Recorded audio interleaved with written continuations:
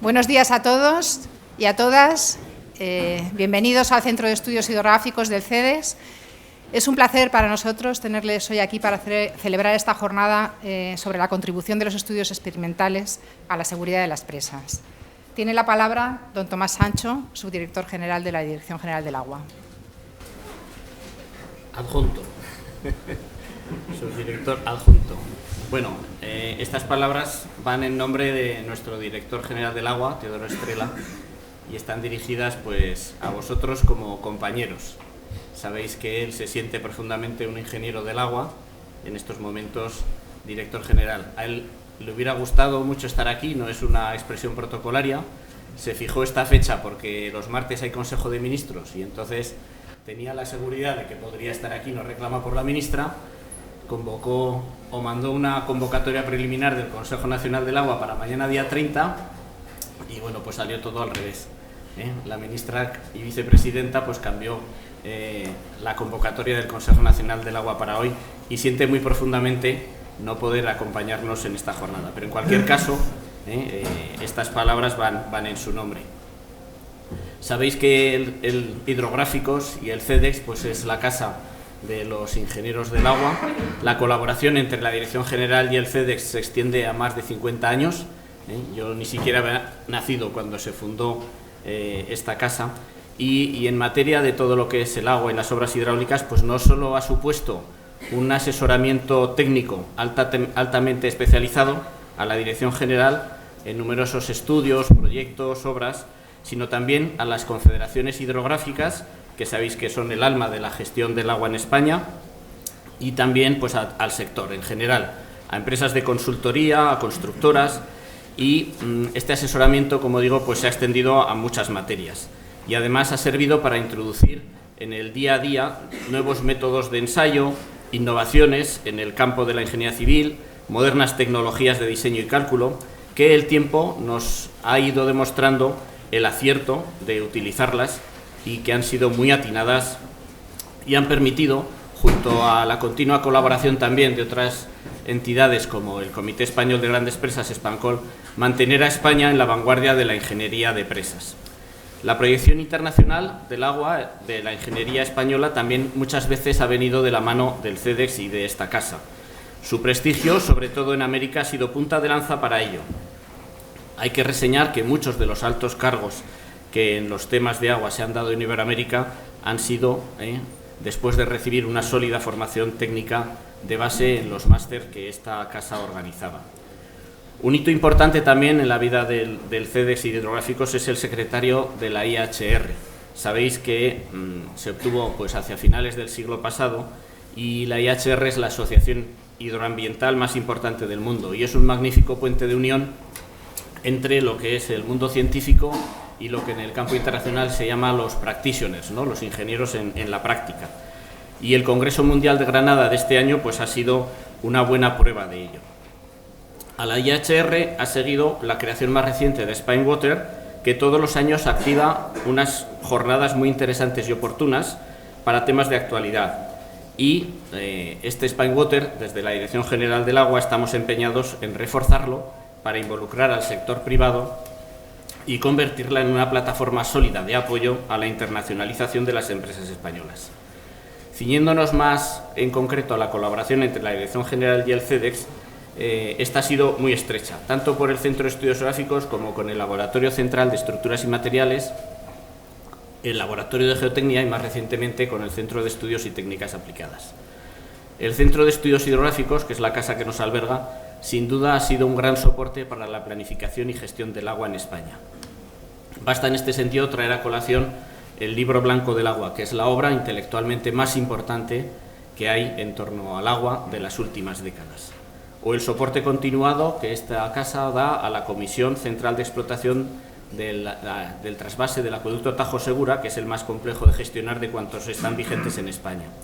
O el modelo SIMPA, para obtener de manera actualizada las series de aportaciones naturales en las cuencas de España que se utilizan para la planificación y para la asignación y reserva de recursos. También muy recientemente pues la prospectiva para ver cómo puede afectar el cambio climático a nuestra planificación y gestión del agua. También esto tiene su sello. Además, en el centro se nos hacen, y es fundamental, ensayos en modelo reducido para muchos aspectos de obras hidráulicas a fin de comprobar y ajustar las soluciones que se plantean en los proyectos, bien sean para obras nuevas o para acondicionar o adecuar las obras existentes. Hoy vamos a ver una muy buena muestra de ello. También en estos momentos pues, se está actualizando lo que ha sido la guía número 4 de Spancol, la avenida de diseño.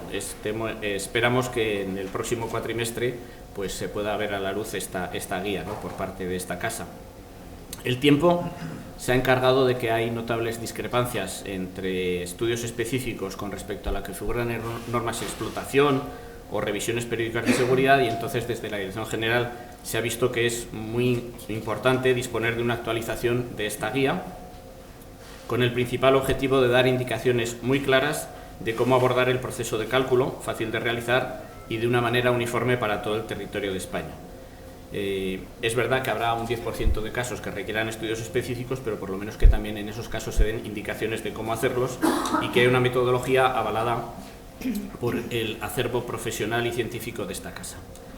También, desde la Dirección General, estamos lanzando, como saben, pues, las futuras revisiones generales periódicas de seguridad de las presas y embalses españolas, y esta guía pues, ayudará a ello de cara a la seguridad hidráulica de nuestras presas y embalses.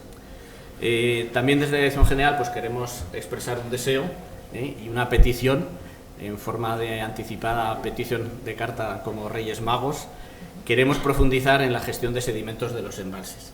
Esto ha tenido mucha tradición en esta casa. Últimamente, pues derivado de la precariedad de medios, se ha rebajado el pistón, pero nosotros en este caso pues queremos profundizar en esta cuestión, tanto por la importancia de gestión de sedimentos a nivel de cuenca, como porque no nos podemos permitir que cada año perdamos un 0,5% de capacidad de embalses en un momento en el que son fundamentales para la seguridad hídrica de España y para la adaptación al cambio climático.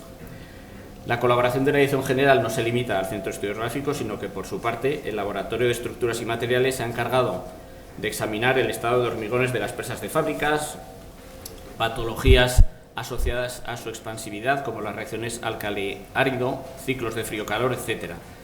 Todos los años nos hacen por lo menos un par de estudios muy detallados, y es una actividad que a efectos de seguridad de presas nos está permitiendo saber qué presas tienen problemas y cuáles no de cara a la seguridad estructural.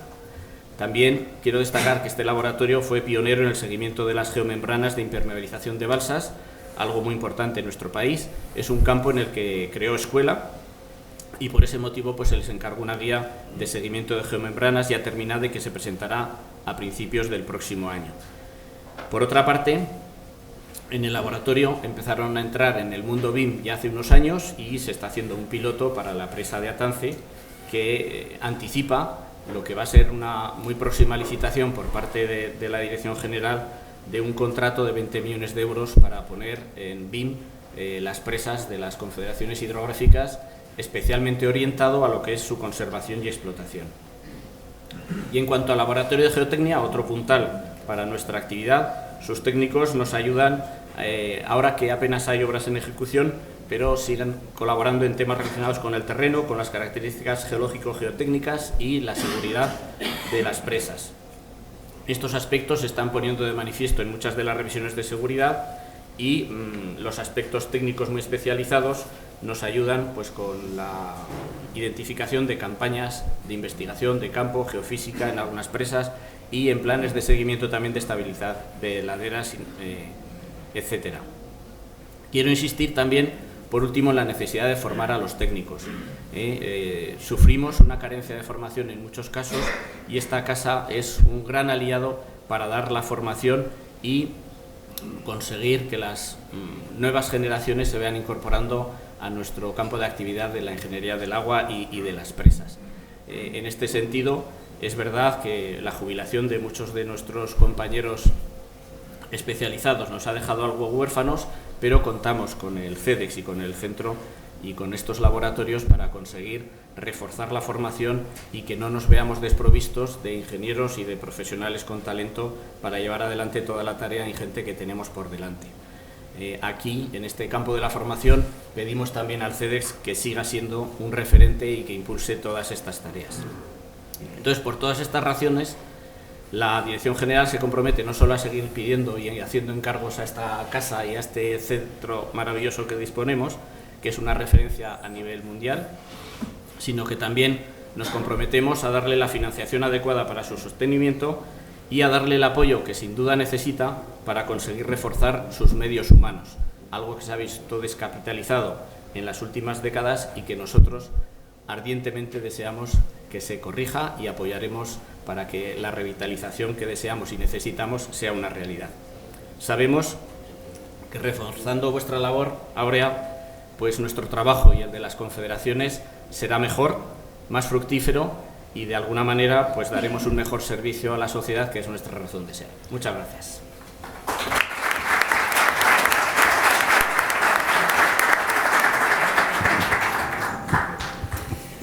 Muchas gracias, subdirector. Gracias, Tomás.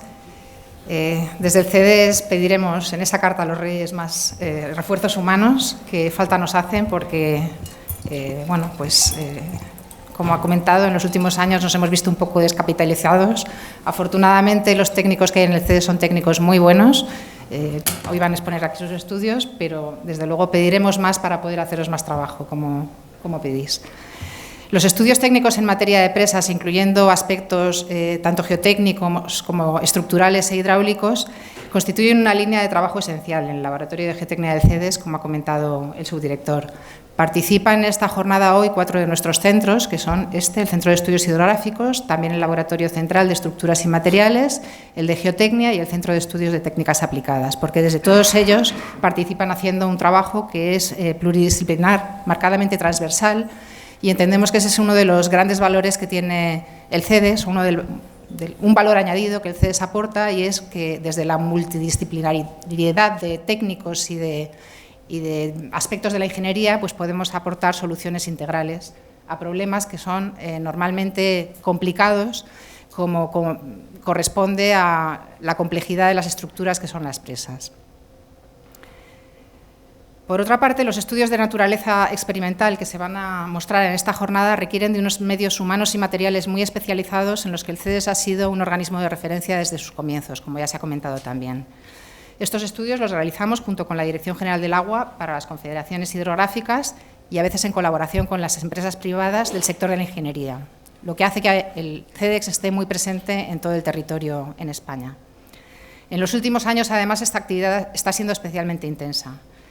En concreto, se están llevando a cabo numerosos estudios relacionados con diferentes presas en diversas confederaciones hidrográficas que incorporan novedades metodológicas importantes, algunas de las cuales ya ha comentado el subdirector, en el ámbito de los sistemas BRIN, que ya se ha comentado, también en la modelación numérica, en el de las técnicas isotópicas y pues también en el caso de los ensayos in situ, pues también vais a ver el caso de algún ensayo in situ a gran escala, que también es novedoso. Esta jornada técnica tiene por objeto el dar difusión a todos estos estudios y en ella se presentarán las metodologías y los resultados obtenidos. Agradecemos la participación activa tanto de la Dirección General del Agua como de las diferentes confederaciones hidrográficas, así que desde aquí pues quiero daros muchas gracias a los técnicos que desde las confederaciones hidrográficas nos vais a compartir hoy vuestras experiencias, también a los de la Dirección General del Agua, por supuesto a los técnicos del CEDES, que también van a contar hoy aquí parte de los trabajos que realizan para la Dirección General del Agua, y pues agradecer también a los técnicos que se han encargado de coordinar la jornada, a los técnicos que apoyan para que se pueda celebrar esta jornada y, por supuesto, a todos los asistentes. Muchas gracias y bienvenidos.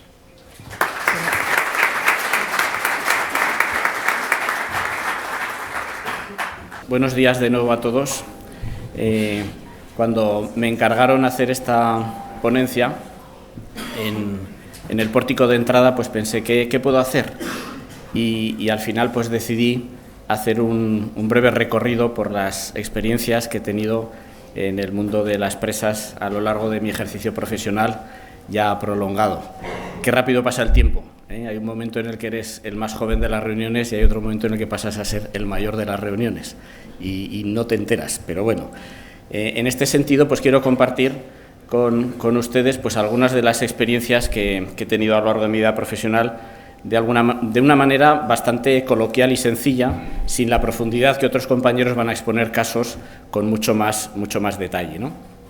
Yo creo que es importante comprender que la misión del ingeniero no solo es hacer cálculos y aprender muchos modelos y muchos programas, etcétera, etcétera, sino que una de nuestras fundamentales misiones y capacidades es analizar problemas y buscar soluciones, aplicando no solo nuestros conocimientos, sino sabiendo qué gente conoce de cada disciplina, integrarlas y de alguna manera con estos equipos pluridisciplinares pues dar, como digo, y aplicar estas soluciones que podemos estudiar, ¿no? De alguna manera, la ingeniería civil se llama así desde hace no mucho tiempo, ¿no? Pero si miramos en la historia, pues personajes como Arquímedes pues nos marcan la senda, ¿no?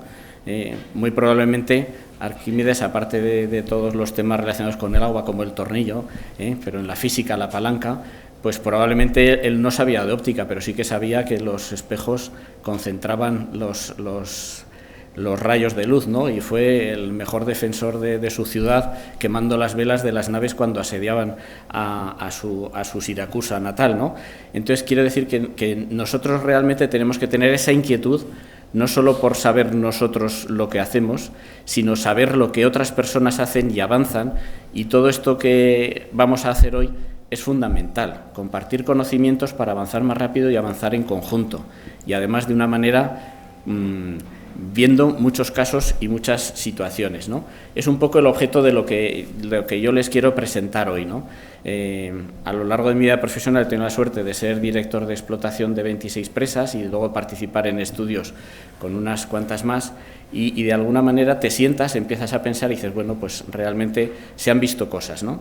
El primer caso que quiero compartir con ustedes es el de el embalse y la presa de la Tranquera, de la cual además mi padre fue el director de obra. Cuando yo estuve al cargo de este embalse se planteó el recrecimiento del mismo, ¿no? Y entonces, leyendo con atención todos los papeles, pues lo primero que me llamó mucho la atención fue la gran discusión que hubo sobre su perfil tipo, hubo una gran discusión si darle el perfil Levy de 0,78 o un infra-Levy de 0,75, que fue el que finalmente el Ministerio llevó adelante. Y entonces, con este perfil de 0,75, 0,70 aguas abajo, 0,05 aguas arriba, pues, y con una profundidad de cimentación importante, los estudios que hicimos, la primera conclusión que se sacó es que el tema del drenaje era vital para la seguridad de la presa y para su estabilidad. Y entonces hicimos distintos cálculos de cómo funcionaba, ¿no? Ahí esquemáticamente se ponen, y realmente, pues claro, se hizo una reprofundización y una mejora de esos drenajes, porque de alguna manera era lo que conseguía los coeficientes de estabilidad. En muchas de nuestras presas, en la parte central, ha habido que excavar bastante, los cuencos son sumergidos, la subpresión es importante, y en este caso pues creo que no fue precisamente un acierto el ir a un perfil infra-Levy. Sin embargo, pues hay efectos tridimensionales, y con un buen drenaje pues evidentemente también se consiguen los temas de seguridad. Hablando de este recrecimiento, pues vimos que también a mí me enseñó mucho un ingeniero veterano, José Joaquín Tirado, que por parte de la consultora se puso para diseñar. Y yo veía sus cuadernos manuscritos con los cálculos que hacía y me quedaba alucinado, ¿no?, de cómo aplicaba unos cálculos que a mí se me escapaban totalmente, ¿no? Y de alguna manera, pues aquí pongo algunos detallitos, pero estaba, ya os digo, cuadernos llenos de sus temas. Él había sido director de Intesa y tenía un profundo conocimiento, y en esos momentos había sido también ingeniero encargado antes en la confederación de este embalse. Se planteó una duda, ¿no? Se planteó una duda de si en esa conexión entre el cabezón que se proyectaba y el cuerpo de presa iban a aparecer tracciones, y si había que poner anclajes, y si había que poner, digamos, para asegurar la estabilidad frente a las tracciones en ese contacto. Y la verdad es que a José Joaquín no le alcanzaba, decía, necesito ayuda porque yo los pondría porque no estoy seguro, ¿no? Entonces, pues también vimos las ventajas de las técnicas modernas, se hizo un cálculo con elementos finitos detallado para la presa, aquí alguno de los presentes me apoyó en esas tareas, y realmente pues se vio que no hacían falta esos anclajes, ¿no? El recrecimiento no se ha llegado a hacer. La otra cuestión que les quiero decir con respecto a la presa de la Tranquera es que ven en la figura de abajo a la izquierda que la configuración inicial del aliviadero eran compuertas de sector flotante, compuertas hidráulicas de sector flotante, un mecanismo muy ingenioso que realmente comunicándolo por vasos comunicantes con el nivel de embalse, la columna va flotando y va consiguiendo retener, y si se corta el flujo, pues la compuerta baja y entonces dejaba paso para evacuar las aguas de las riadas que llegaran. En este caso, ¿cuál era el problema? Que cada compuerta controlaba 500 metros cúbicos por segundo. Los cálculos iniciales de los aliviaderos eran siempre por fórmulas empíricas muy simplificadas, y aguas abajo de este embalse está Calatayud, que con ese solo caudal se inunda. Entonces, digamos que tener con un mecanismo tan ingenioso, pero que con una maniobra falsa de las válvulas podías generar una riada artificial que conllevara pérdidas de vidas humanas aguas abajo, pues no era lo más recomendable, ¿no?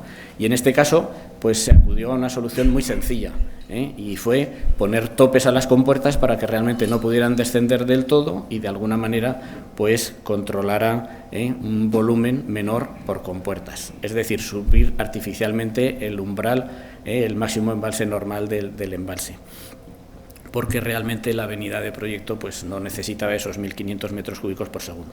Esto ya habrá evolucionado, los compañeros de la Confederación han mejorado el sistema, pero de una manera artesanal pues se solventó ese problema que existía de excesivo tema. Otro caso que quiero plantearles es el del embalse de Santolea. En el embalse de Santolea había un problema similar. Las compuertas, inicialmente el embalse era de umbral de labio fijo en el aliviadero, y luego se colocaron cuatro compuertas en el año 67 eran excesivamente esbeltas. Cuando yo me encontré con ellas, estaban accionadas con cadena Galle, los empleados, los operarios del embalse no se fiaban de ella, se acodalaban, y además, aguas abajo, como luego relataré, está el embalse de Calanda, y también tenían un volumen excesivo. Controlaban 900 metros cúbicos por segundo, el aliviadero de Calanda es capaz para 1.500 metros cúbicos por segundo, intermedio hay el río que realmente da los latigazos de inundaciones con clima mediterráneo, que es el río Bergantes. Entonces esto era también un peligro de seguridad hidráulica para las poblaciones de aguas abajo. ¿Qué hicimos? Pues también una solución muy artesanal. De los 4 metros de altura de compuerta, eran 4 compuertas de 18 por 4, pues pinté una rayita, dije que se pintara una rayita a los 3 metros y que el embalse no pasara nunca de allí. De esa manera, con la carga no se acodalaban y además el volumen controlado era menor, ¿no? Pero claro, era una solución muy provisional. Entonces ahí hicimos, dentro del programa de seguridad de presas que se hizo en finales de los años 80, hicimos un nuevo estudio de avenidas. Yo apliqué con todo mi entusiasmo pues las teorías que había aprendido en la escuela. Evidentemente la riada era mucho menor y tal, y entonces hice un proyecto de aliviadero, de reforma del aliviadero, para que controlara mucho menos caudal y bajarlo pues a unos 550 metros cúbicos por segundo. Y mi jefe, un ingeniero veterano, José Luis Uceda, me dijo: tú estás loco, pero ¿cómo vas a quitar capacidad a un aliviadero? Eso jamás. O sea, haz lo que quieras, pero invéntate otra cosa, ¿no? Acertó, porque luego los estudios que se han hecho posteriores pues dan que efectivamente la avenida máxima probable, etcétera, etcétera, ¿no? Pero ahí lo que se hizo entonces, lo que se diseñó fue poner 3 compuertas en vez de 4, acortar y, como la configuración lo permitía, poner un aliviadero de labio fijo lateral a esa cota, digamos, de 1 metro por debajo de las anteriores compuertas, y de esa manera pues el volumen controlado era menor por las compuertas, el riesgo de operación de las compuertas era menor. Por supuesto, se pusieron unas compuertas Taintor moderna, que la obra ya está ejecutada y con todas las seguridades y acodalamientos, y de esta manera sencilla, pues digamos que se introdujo una capacidad de laminación del embalse suficiente y un volumen controlado menor.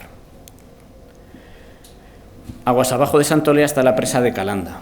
Aquí mi reflexión es: cuidado con las modas. La presa de Calanda se proyectó para una presa de gravedad porque las calizas sobre las que se asienta, calizas y dolomías, tienen suficiente capacidad portante. Pero era la moda de que en España había que construir presas de materiales sueltos para aprender la técnica, algo muy loable. Pero en este caso, tenía sus complicaciones derivadas, como digo, de una cuenca con una parte aportante de clima mediterráneo y con unas avenidas potencialmente muy elevadas.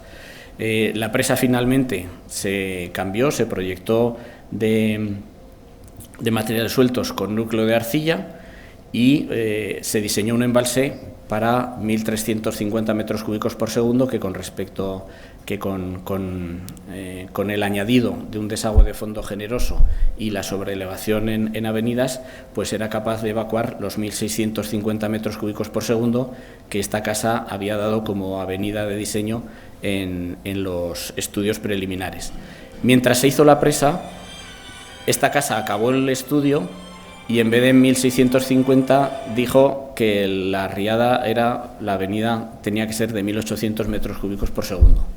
Primer problema. Segundo problema, cuando se han hecho estudios posteriores, la avenida máxima probable, etcétera, etcétera, es muchísimo mayor. Y entonces todavía se están estudiando soluciones para dar la seguridad hidráulica a esta presa. Por eso mi advertencia inicial: si esta presa se hubiera construido de hormigón, pues el mayor problema podría ser el overtopping, pero no estaría la preocupación de seguridad, que me consta que tanto la Confederación como el Ministerio pues resolveremos en los próximos años. Pero se ha generado un problema añadido por la tipología de la presa. Por otra parte, también cuando estuve de ingeniero encargado, pues uno de los puntos clave que se estuvo controlando era ver cómo estaba funcionando de cara a la seguridad estructural, digamos, por la configuración de la presa. Y pudimos observar con la auscultación de la misma que la importancia de los filtros drenes que tienen en estas presas para la estabilidad de las mismas. Aquí tienen en la gráfica de abajo pues los cálculos que se hicieron de cómo estaba el gradiente, y realmente en muy buena parte del núcleo, toda la parte central, pues está aguantando el filtro dren el 95% del gradiente, ¿no? Qué importante es que en esos casos, con ese gradiente, funcione bien con las condiciones de Serart y no haya migración de material, para que no hubiera, digamos, pues un problema de filtraciones importantes. En esta presa también nos enfrentamos a problemas en el contacto núcleo-cimiento, y siempre ha habido que tener trabajos para conseguir la estabilidad y la impermeabilidad en esa zona. Y por último, también en esta presa, pues ya durante la construcción hubo una muy desagradable sorpresa, porque justo debajo de la implantación del aliviadero, cuando se estaba excavando, apareció una gruta. Lamentablemente se descubrió porque cayeron operarios y hubo muerto, y apareció lo que se llama la gruta, que hubo que reforzar, etcétera, etcétera. Se habían hecho sondeos durante la ejecución, digamos, los trabajos de investigación preliminares. Esta digamos, cueva no se detectó porque no se hizo una campaña de geofísica adecuada, que quizá hubiera podido anticipar la cuestión, ¿no? Y el último punto que quiero resaltar en esta presa es la ilusión con la que, cuando fui a ver el primer vertido por el aliviadero, es un aliviadero, como ven, de una configuración complicada. La alineación no va hacia el cauce de río aguas abajo, y entonces en esta casa se ensayó un trampolín muy ingenioso, de una configuración geométrica muy significativa, que voltea la lámina, y entonces pues teníamos gran ilusión por ver cómo funcionaba. Entonces fuimos ahí a ver el primer vertido, y el primer vertido, claro, pues es que no eran de 1.000 metros cúbicos por segundo, fueron de 40, y el agua no hizo así, sino que hizo así. Y lavó toda la escollera que había en el pie. Afortunadamente estaba bien cimentado y simplemente lavó tierras y ahí sigue, ¿no? Pero quiero decir que los aliviaderos, como luego me referiré a otro, no funcionan solo con caudales altos, sino también con caudales bajos. Y hay que considerar que funcionen bien para todos los caudales. Aguas abajo de Calanda está el embalse de Caspe. Aquí mi reflexión es muy sencilla. La cuenca del Ebro es una cuenca vaporítica, hay muchas zonas de margas con yesos que no son masivos, y ahí las filtraciones son un grave problema.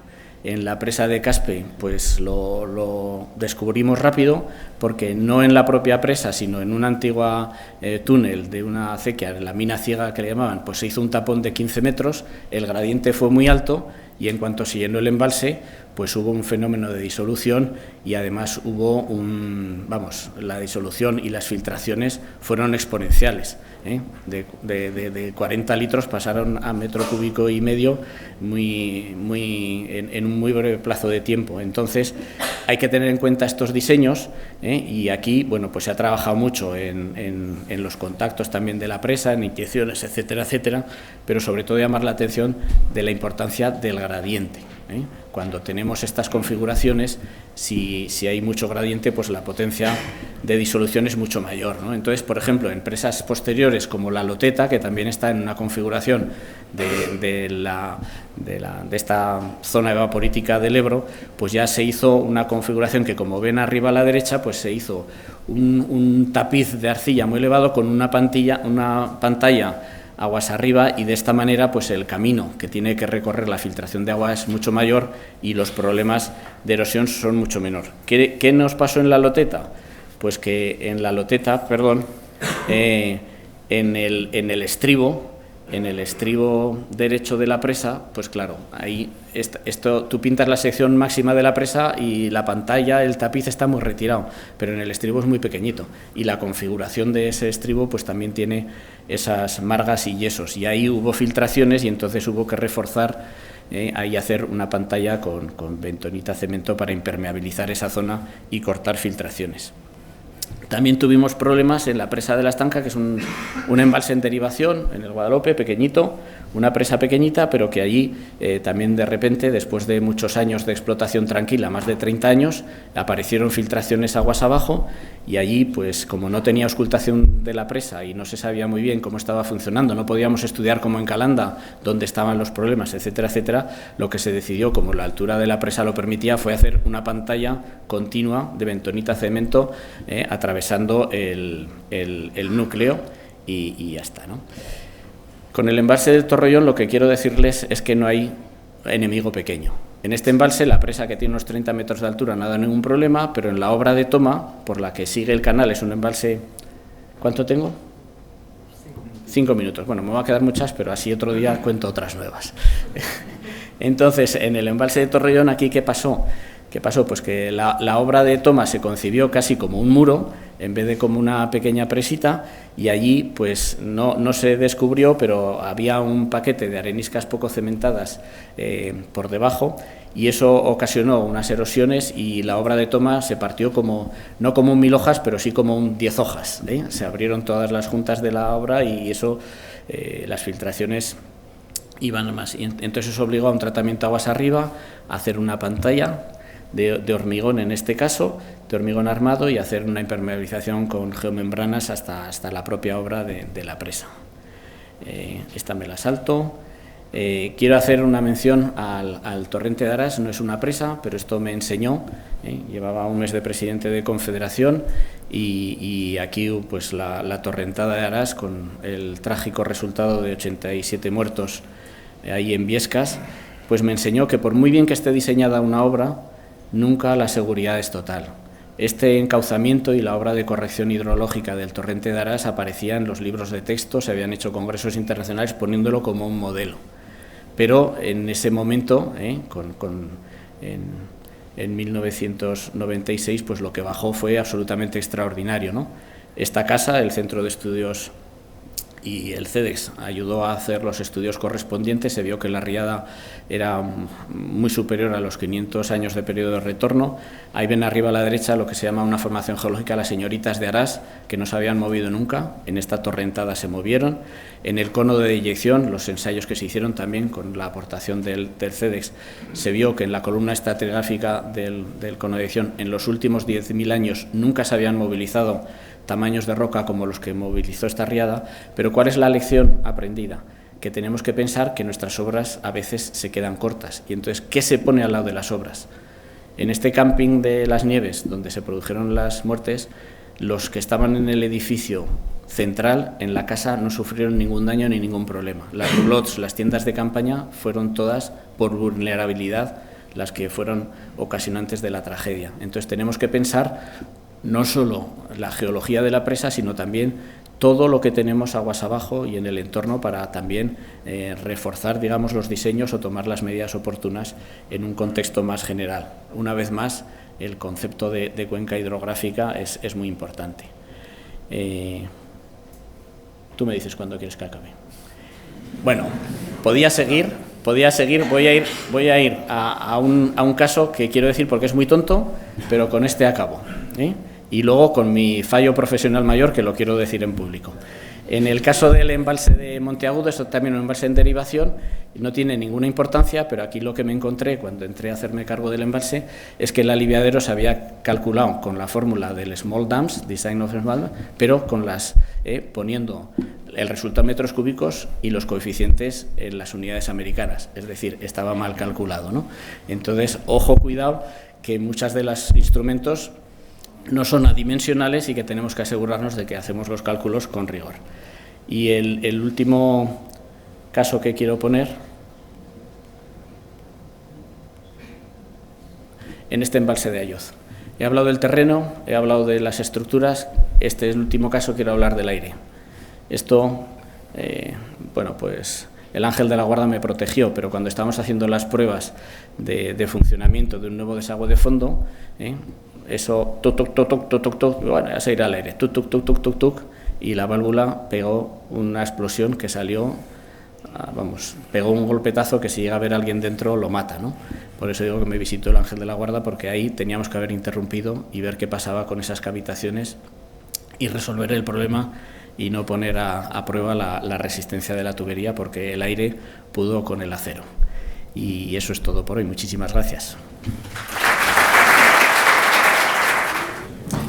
Bien, buenos días.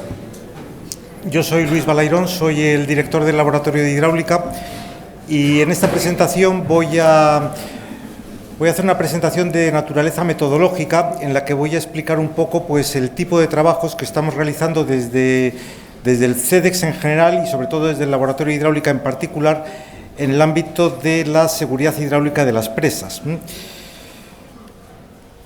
Me voy a centrar en estos contenidos y voy a comenzar por hablar sobre lo que estamos haciendo en estos momentos con la Dirección General del Agua y las confederaciones hidrográficas, que, como ha comentado la directora en su presentación, pues es una actividad en este momento muy intensa. Nosotros, los trabajos en materia de estudios experimentales sobre seguridad de presas, pues es sin duda una línea de trabajo constante, consuetudinaria al CEDEX, en la que venimos trabajando pues desde sus inicios, si bien en los últimos años pues de una manera bastante intensa, ¿no? Aquí, de hecho, en esta transparencia pues he querido marcar lo que de alguna manera pues la memoria cercana nos hace pensar que hemos estado haciendo. He marcado los estudios que hemos realizado en los últimos 15 años entre todos los centros del CEDEX y la verdad es que salen unos cuantos. Hemos trabajado en este periodo de tiempo pues en más de 75 presas. Y en algunas de ellas hemos realizado varios estudios desde varios centros, incluso desde un mismo centro, pues hemos hecho pues varios estudios en algunas de ellas, lo cual demuestra pues una actividad muy grande con todas las confederaciones hidrográficas, una actividad que realizamos pues en el marco de distintas figuras administrativas, con encargos directos de la Dirección General del Agua, con encargos de las confederaciones hidrográficas, con contratos directamente con las empresas privadas pues que se ocupan de los proyectos o de la construcción de estas infraestructuras, lo cual pues también nos hace pues tener un contacto muy cercano pues con todo el sector profesional. Como vemos, la actividad se desarrolla de una manera bastante uniforme en toda España, pero si a su vez hiciéramos un zoom de estos 15 años, pues en los últimos a lo mejor 5 años, la verdad es que hemos tenido una actividad especialmente concentrada en 4 confederaciones hidrográficas, en la Confederación del Tajo, en la Confederación del Júcar, en la Confederación del Ebro y en la Confederación del Guadalquivir.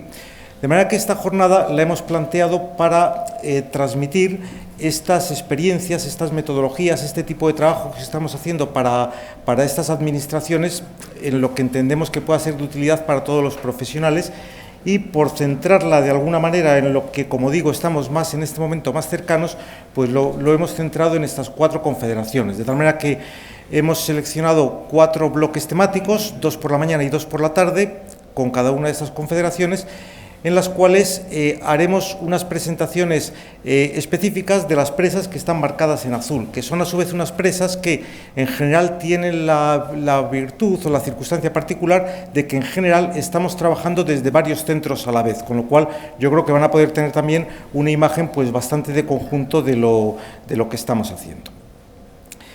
Bien, yendo ya a nuestras herramientas de cálculo, en el laboratorio de hidráulica, pues sobre todo con lo que hemos trabajado históricamente es con mediante la modelación física de las estructuras hidráulicas, la cual, sin ninguna duda, a día de hoy sigue siendo la herramienta más solvente para simular el comportamiento de flujos hidráulicos complejos, turbulentos en estructuras hidráulicas.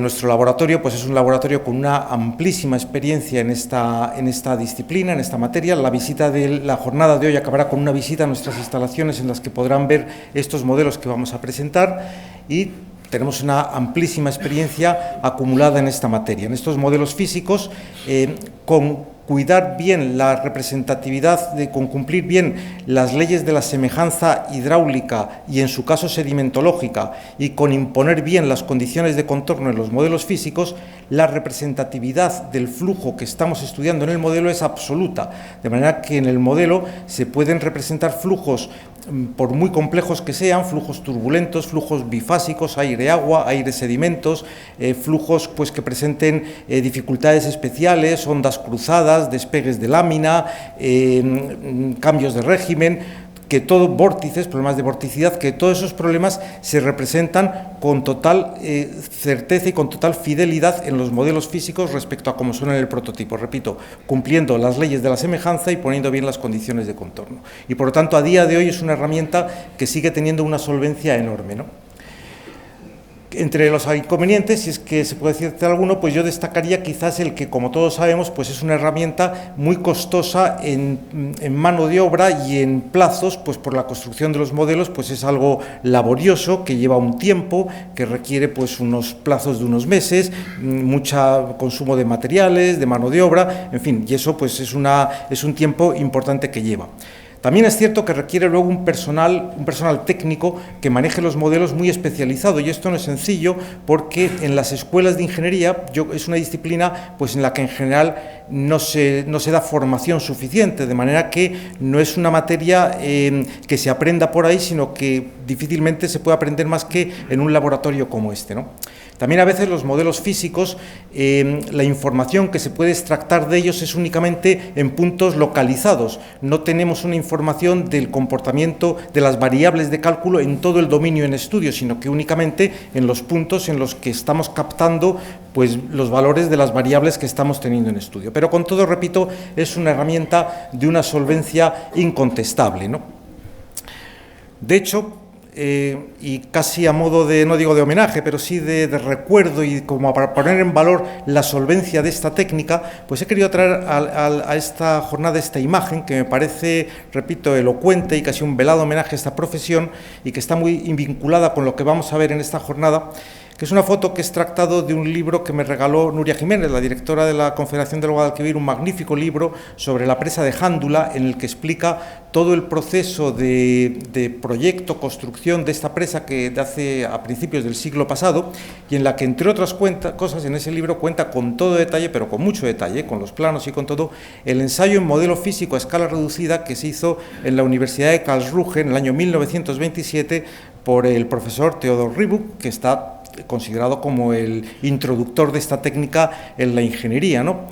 Este es un ensayo que se hizo ya en aquel entonces y que, repito, pues desde hace 100 años utilizamos de manera constante esta técnica, mejorándola, adaptándola a la realidad de los momentos, pero que la tenemos totalmente introducida en el sector. También quiero destacar otra idea importante al hilo de esta imagen, y es el hecho de que estos estudios experimentales no solamente los tenemos que aplicar en la fase de proyecto y construcción de estas grandes infraestructuras, sino que en estructuras tan complejas como las presas requieren de estudios experimentales de esta naturaleza pues a lo largo de toda su vida útil. De hecho, esta presa, la presa de Jándula, y lo vamos a ver en esta jornada, por eso lo he querido también traer aquí al hilo, pues se han hecho ya durante su vida en servicio pues estudios de carácter estructural, estudios de carácter geotécnico e incluso también nuevos estudios hidráulicos, porque la presa se construyó con una capacidad, el diseño inicial era muy ambicioso, con una capacidad para 1.700 metros cúbicos por segundo, pero no se pudo construir con ese aliviadero tan grande por problemas geotécnicos, por problemas de excavación, por la dificultad de las excavaciones, y se hizo al final más reducido, de manera que el tiempo pues ha demostrado que era insuficiente, ha habido veces en las que la presa ha estado pues al límite de su capacidad, y la Confederación pues, ha promovido recientemente el hacer unos nuevos estudios hidráulicos, ya con la presa en servicio muy avanzada, para ampliar la capacidad de ese aliviadero, con lo cual, repito, estos estudios acompañan toda la vida de la presa, ¿no? De hecho, ahora mismo estamos estudiando ese nuevo estudio en esta presa, que sería esta imagen de este modelo, ¿no? Esto es del año 2022, y que me parece pues como muy elocuente, ¿no? O sea, el que los estudios experimentales hacen de hilo conductor entre toda la vida de la presa, ¿no? Desde sus inicios a toda la vida útil, el que las tenemos que estar haciendo pues estudios experimentales de esta naturaleza, no es una cosa que se olvide ni mucho menos, ¿no? La continuidad de todo ese tipo de estudios. Soy consciente, y he tenido alguna duda de si poner estas dos imágenes, porque no se me escapa que a la vez de este mensaje, digamos, que estoy queriendo transmitir, pues a lo mejor también se puede desprender un cierta imagen, un cierto mensaje igual un poco negativo, ¿no? A lo mejor alguien está pensando, estos tíos llevan 100 años haciendo lo mismo, ¿no? Estos tíos llevan 100 años sin haberse movido de su espacio de confort, lo que se hacía hace 100 años lo seguimos haciendo ahora y aquí todo igual, ¿no? Incluso podría ser hasta peor, ¿no? Incluso alguien podría pensar, hombre, en el año 1927 lo que hacían 3 ingenieros, en el año 2022 hacen falta 10 o 12 que están alrededor del modelo, ¿no? Pero no, lo he querido poner porque en lo que me queda de conferencia voy a demostrar, voy a explicar cómo, aunque conceptualmente estamos haciendo lo mismo, estudios hidráulicos mediante modelos físicos de grandes estructuras hidráulicas, hoy en día lo estamos haciendo con unas técnicas y con unos métodos que van mucho más allá de los 100 años que separan estas dos imágenes. Y yo creo que eso es un valor pues, muy importante. En primer lugar, porque estamos trabajando en paralelo con los modelos físicos también con modelos numéricos muy avanzados, con modelos numéricos muy especializados. Los modelos numéricos aportan muchas ventajas a los modelos físicos, pues sobre todo derivadas de los inconvenientes que tienen los modelos físicos en términos pues, de evitar esos procesos tan largos de construcción y de preparación de los modelos, de la mayor facilidad del uso de los modelos frente a los modelos físicos que decía. En las escuelas de ingeniería pues sí que todas estas técnicas están muy programadas y los profesionales que salen de las escuelas pues están muy familiarizados a manejar todo tipo de modelos numéricos. Dan mucha información de cálculo, dan información en todo el dominio de cálculo y todo eso pues dan una información por tanto mucho más amplia, si bien también es cierto que tienen sus ciertos inconvenientes, ¿no? Tienen sus ciertos inconvenientes, en primer lugar derivados del propio manejo de los modelos, precisamente de fáciles que son, pues a veces hay que tener cuidado para saber interpretar los datos, pero tradicionalmente los modelos numéricos han adolecido, yo diría que de dos grandes dificultades. El primero, los costes de computación elevados que se producen en las simulaciones numéricas complejas tridimensionales. En esas simulaciones numéricas, pues tradicionalmente no se hacen en poco tiempo, sino que, aunque ahora hablaré de las mejoras que estamos introduciendo nosotros, pero se llegan a tiempos, a veces se llega a tiempos de cálculo pues que pueden llegar a ser muy largos. Y luego, sobre todo, la principal dificultad de los modelos numéricos es que necesitamos imponer a priori pues, las formulaciones, los métodos de cálculo, las variables, los esquemas numéricos que vamos a utilizar para calcular las variables que intervienen en las simulaciones. Y a priori pues, no sabemos cuáles son. Hay un montón de esquemas numéricos posibles para resolver las ecuaciones de Navier-Stokes. Pueden ser modelos que lo resuelvan en diferencias finitas, en elementos finitos, en volúmenes finitos.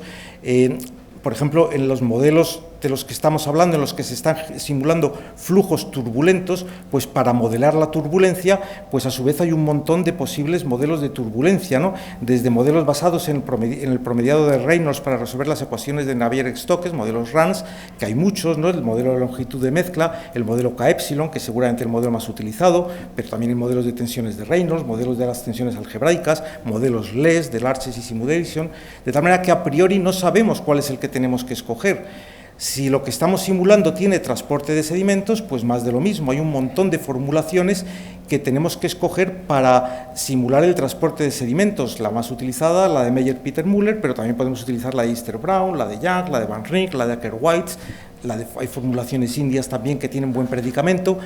Y todo eso, si hay pues, estructuras singulares, pues hay que introducir los coeficientes de contracción, los coeficientes de pérdidas de carga, y todo eso en los modelos físicos, pues repito, no es necesario porque se genera de una manera natural, simplemente poniendo bien las condiciones de contorno y cumpliendo las leyes de la semejanza. Y por lo tanto, esta es, yo creo que el verdadero talón de Aquiles de los modelos numéricos, especialmente de los comerciales, que son muy rígidos y que impiden, pues que requieren, por lo tanto, para su uso de mucho ejercicio de calibración. Hay un montón de modelos, ¿no?, en el sector, que no vamos a entrar en esto, pero hay un montón de modelos comerciales, universitarios, de descarga libre, que simulan pues, bidimensionales, unidimensionales, en fin. Nosotros, en el Laboratorio de Hidráulica del Centro de Estudios Hidrográficos, venimos trabajando activamente en esto desde hace 15 o 20 años. Todo este departamento lo lleva David López, que está aquí, y ha hecho, yo creo, que unas aportaciones realmente muy importantes a la manera de trabajar que tenemos, ¿no? Nosotros hemos optado por tener modelos propios en vez de modelos comerciales, porque entendemos que con esos modelos propios estamos reduciendo, estamos laminando, estamos minorando de una manera muy importante esas dificultades que decía de los modelos matemáticos. Los podemos calibrar perfectamente contra nuestros modelos físicos, tenemos una historia ya de calibración muy larga y por lo tanto pues adaptamos perfectamente todos los esquemas de cálculo a la naturaleza de los problemas que estamos estudiando. Y en cuanto a los tiempos de cálculo, pues lo mismo, con ejercicios que hemos hecho en los últimos años de paralelizaciones con técnicas CUDA de nuestros modelos, tanto el bidimensional IBER que utilizamos, que lo conocen seguramente todos, como el tridimensional basado en un modelo de partículas basado en un método lagrangiano basado en técnicas SPH, del que luego pues, nos hablaremos. Pues con todos estos modelos hemos conseguido que simulaciones tridimensionales muy complejas que hace no mucho, hace 3 o 4 años, llevaban días, ahora las resolvemos en horas, con lo cual se ha dado un avance verdaderamente importante en mitigar estas dos dificultades que tradicionalmente han presentado los modelos numéricos. Vamos a ver luego a lo largo de la jornada de hoy varias presentaciones en las que vamos a ver numerosas aplicaciones de estos modelos numéricos. Nosotros, en resumidas cuentas, estamos trabajando en una estrategia que trabajan hoy en día pues, todos los laboratorios de modelación híbrida, en la cual seguimos utilizando de una manera muy importante los modelos físicos, pero también apoyándolos en los resultados y en la técnica de la modelación numérica cada vez más, aprovechando las sinergias y los valores y las oportunidades de las dos herramientas de cálculo.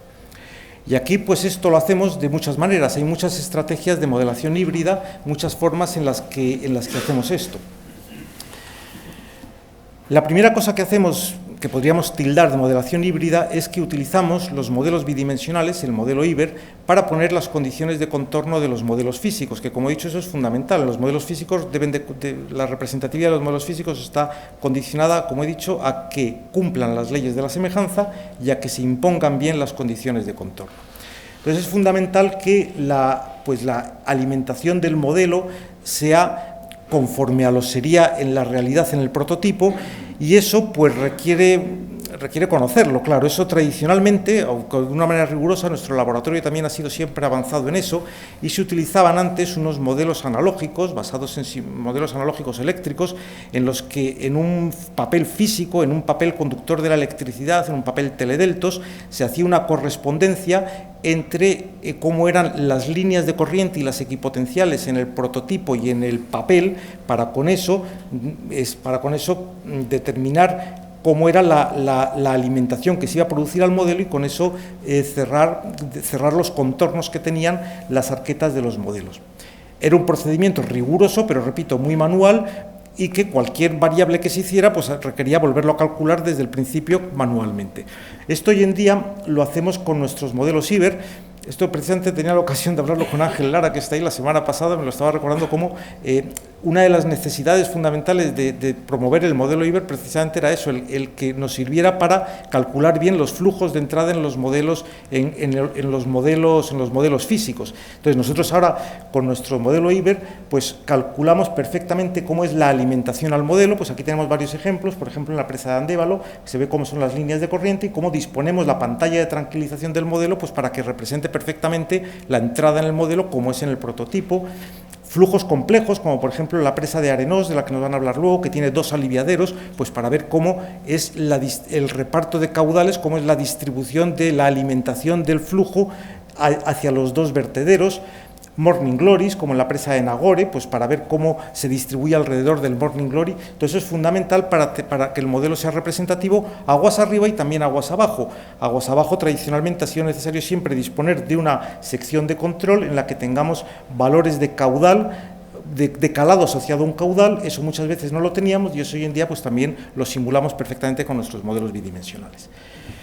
La estrategia más clara, de todas maneras, de modelación híbrida es esta que tenemos aquí, en la cual, hoy en día ya todos los estudios, previo a abordarlos con modelos físicos, los analizamos tridimensionalmente con nuestro modelo numérico, y eso nos permite pues estudiar muchas alternativas, nos permite optimizar muy bien las soluciones que luego después en los modelos físicos pues prácticamente nos vale para comprobarlo y para afinar pequeños detalles que en los modelos numéricos no estamos viendo, ¿no? Aquí tenemos varios ejemplos pues de todo tipo de modelos que estamos haciendo en la actualidad, desde pues, la loteta, del que nos han hablado antes, pues se está planteando ahora un cuenco amortiguador para el desagüe de fondo nuevo, pues previo a la construcción lo estamos modelando tridimensionalmente y enseguida empezaremos la construcción del modelo. El modelo de Jándula, del que hemos hablado antes, pues el modelo físico que hemos hecho nosotros previamente lo habíamos simulado numéricamente, o el modelo de Zufre, que también vamos a ver en el laboratorio, pues el trampolín de lanzamiento, pues también lo hemos simulado previamente tridimensionalmente, de tal manera que nos permite aproximar bastante la solución que luego ya vamos a afinar en el modelo físico. También hay veces que los modelos físicos y los modelos numéricos los utilizamos interconectando unos con otros en estudios de gran dimensión, de gran superficie, en el cual pues con cada uno abordamos procesos específicos, procesos particulares. Por ejemplo, este es un estudio de inundabilidad del río Guadalquivir en su entorno por la ciudad de Andújar, en el cual hemos estudiado con el modelo bidimensionalmente un tramo de río muy largo desde la conexión con el río Jándula, aguas abajo, hasta aguas arriba de la ciudad de Andújar, y luego con un modelo físico hemos estudiado el detalle del entorno de la ciudad de Andújar. Las condiciones de contorno del modelo físico las hemos puesto con el modelo numérico y luego a su vez el resultado del modelo físico nos permite para corregir los resultados de los modelos numéricos, y así en un proceso iterativo pues se llega a obtener unos resultados pues bastante concluyentes. O también incluso a veces, en algunos casos, abordamos los estudios puramente con modelos tridimensionales, siempre y cuando que los tengamos bien calculados con modelos físicos. Este, por ejemplo, es un caso antiguo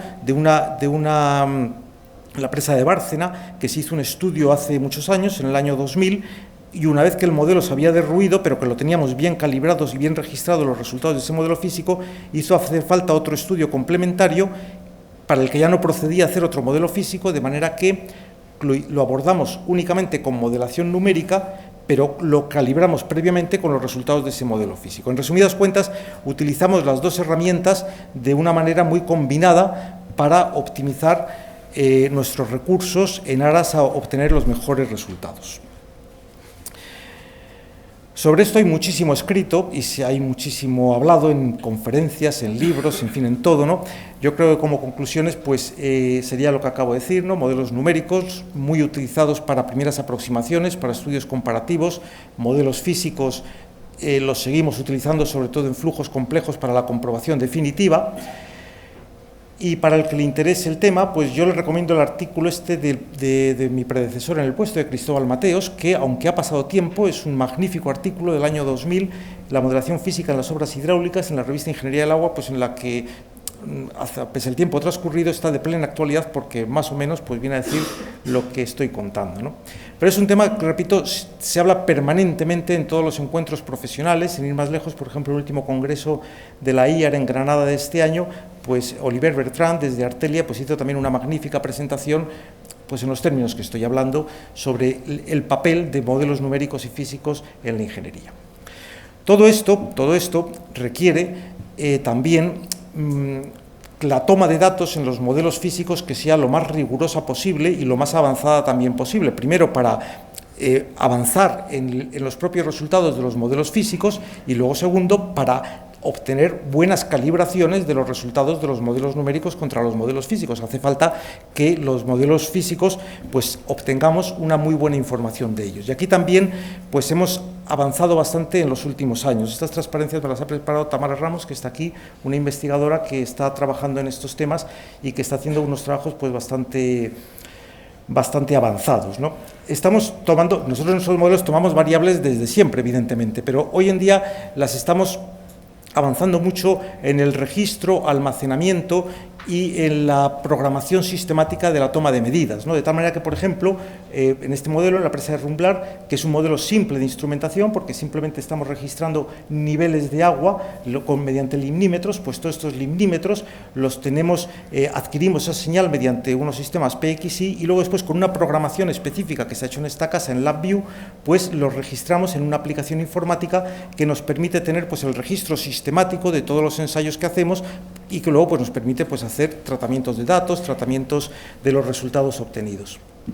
En este modelo de IESA, que va a ser objeto de alguna presentación esta tarde, pues la instrumentación es más compleja y aquí tomamos, aparte de niveles de limnímetros, tomamos presiones estáticas tanto en los codos del pozo como en el Morning Glory, en una de las caras del Morning Glory. Y todo esto, pues también lo mismo, lo registramos con esa misma aplicación que hemos hecho modular en LabVIEW, está centralizado en un software que después pues, nos permite tener perfectamente identificado cada ensayo que se ha hecho, los resultados de cada ensayo y todos los registros que se han medido en cada uno de esos ensayos. En este ensayo de Terroba, pues aquí hay más variables en medida, también aquí este es el desagüe de fondo de el cuenco amortiguador de un desagüe de fondo de la presa de Terroba, en el que se están midiendo a su vez para cada caudal de ensayo los niveles y las presiones que impactan rápidamente variables en la pared del cuenco, y también pues todo eso está centralizado en esa misma aplicación. O, por ejemplo, en este de Arenós, del que también nos van a hablar esta tarde, tiene la singularidad de que hay que estimar el reparto de caudales entre los dos aliviaderos, lo cual pues lo hacemos con una pequeña operación algebraica midiendo los niveles aguas arriba y aguas abajo, y con eso pues en tiempo real estamos viendo cómo se reparten los caudales, y después aquí también estamos midiendo las presiones en la rápida y sobre todo en la estructura de lanzamiento, que también es una estructura compleja, donde se pueden producir esfuerzos de compresión o de tracción o cavitaciones en la base, en la solera del trampolín, que conviene tener registradas, y en el trampolín, ahí a la derecha, pues también hay varios captores de presión, que todo eso, repito, lo tenemos centralizado en un mismo software. También empleamos drones para varias cosas. En primer lugar, para visualizar propiamente los modelos, que es muy útil porque la propia visualización directa no permite ver todos los fenómenos hidráulicos, pero también, sobre todo, para cuantificar los fenómenos de erosión y sedimentación que se producen en los modelos en los que haya algo de lecho móvil. Por ejemplo, en esta imagen está representado el proceso, y esto también hemos avanzado francamente mucho. Esto en tiempo se medía de una forma muy manual. Cuando en un cuenco, en un río, había un problema de erosión, transporte o sedimentación, pues luego, acabado el ensayo, pues se medía mecánicamente, materialmente, pues las desviaciones que se habían producido en unos puntos y en otros, y con eso pues se hacía una estimación aproximada. Esto nosotros ahora lo hacemos con drones. Ahí tenemos el dron volando. Ese dron está sacando una serie de fotos cenitales, que serían esas fotos que estarían representadas en esos planos azules. Con esas fotos se hace un levantamiento por restitución, se hace una restitución fotogramétrica del terreno tal como ha quedado, que sería esa imagen, que parece una foto y es una restitución fotogramétrica, y luego hay varios software. Nosotros utilizamos uno que se llama Cloud Compare, sobre todo, en el cual, por comparación volumétrica de la restitución fotogramétrica tras el ensayo respecto a la situación inicial, pues determina los volúmenes de erosión o de sedimentación que se han producido, que son fácilmente también medibles.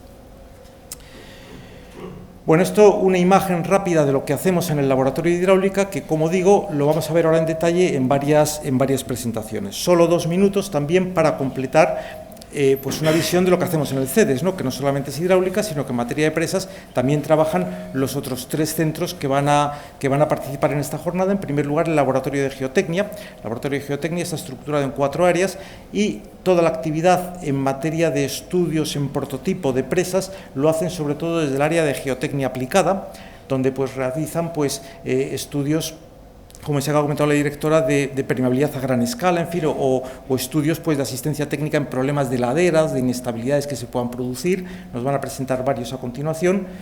Y desde sus otras 3 áreas dan apoyo a este área cuando requieren estudios pues, de carácter algo más puntual. Desde el área de geotécnica básica, pues es desde donde realizan pues, los estudios convencionales, que lo realizan pues, cuando son necesarios, pues, de identificación, de resistencia, en fin, los ensayos propios que hacen luego ya propiamente en su laboratorio. El área de auscultación y ensayos de campo se dedica sobre todo a geotecnia de obras lineales, de carreteras, pero participa sobre todo en temas, cuando son necesarios, temas de instrumentación específica en los ensayos que se realizan en prototipo empresas. Y el área de infraestructura tecnológica trabaja sobre todo para ADIF en temas de geotecnia ferroviaria y en particular en temas de geofísica, de forma que cuando los estudios de presas son necesarios estudios de geofísica, pues desde ese área pues dan apoyo a las confederaciones o a la dirección general. El Laboratorio Central de Estructuras y Materiales está muy especializado en la caracterización de los hormigones de presas. Nos van a presentar varios casos a continuación y, ya lo he comentado también antes en la introducción, pues están muy especializados en todos los estudios relacionados con la problemática o patologías de los hormigones que se puedan presentar en presas, reacciones al álcali-sílice, ataques por sulfatos, deterioro por ciclos de hielo-deshielo, lixiviación del hormigón, problemas de erosión, etc. Tienen mucha experiencia y participan en muchas de las presas que he comentado antes. Todo esto a su vez lo vuelcan pues, en programas de divulgación científica, de divulgación tecnológica. Y desde el Centro de Estudios de Técnicas Aplicadas trabajan mucho en estudios isotópicos relacionados con presas, tanto para caracterizar la caracterización isotópica del agua embalsada en los embalses, como para, mediante técnicas isotópicas, evaluar problemas de filtraciones y de estanqueidad que se puedan producir en embalses. Bien, con esto les he querido dar una visión así un poco general de lo que estamos haciendo en el CEDES en materia de estudios experimentales en presas y sin más, pues vamos a dar comienzo ya a las 4 sesiones en las que está estructurada la jornada. Bien, pues la primera de las sesiones la va...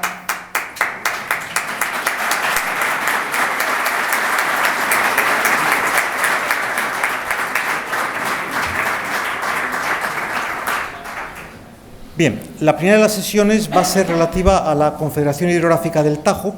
La va a moderar Pilar Alaejos. Cada una de las sesiones la va a moderar uno de los directores de estos 4 centros desde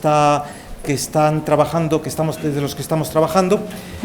La primera sesión la va a moderar Pilar Alaejos, que es la directora del Laboratorio Central de Estructuras y Materiales, es doctora ingeniero de Caminos, Canales y Puertos y es una experta en patologías de hormigón, habiendo trabajado en el campo de los deterioros de los hormigones de presas con numerosas publicaciones en la materia.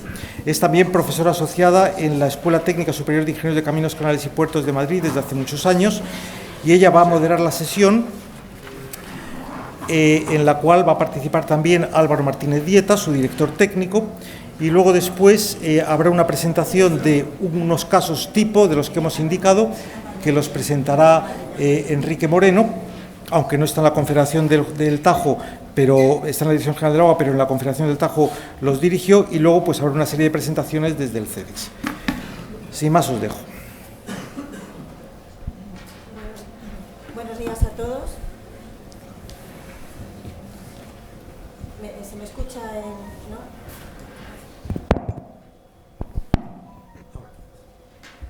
¿Se me escucha ahora? Buenos días a todos. Voy a actuar yo como moderadora de esta primera sesión. Tenemos una mañana muy completa, muy compacta, con muchas presentaciones y, por tanto, pues voy a pedir a los ponentes que se ajusten lo máximo posible al tiempo que tienen adjudicado en las presentaciones. Bueno, pues ahora sí comenzamos. Y la primera ponencia es una presentación general de la Confederación Hidrográfica del Tajo, que la va a realizar Álvaro Martínez Dieta, que es el director técnico de la Confederación Hidrográfica del Tajo.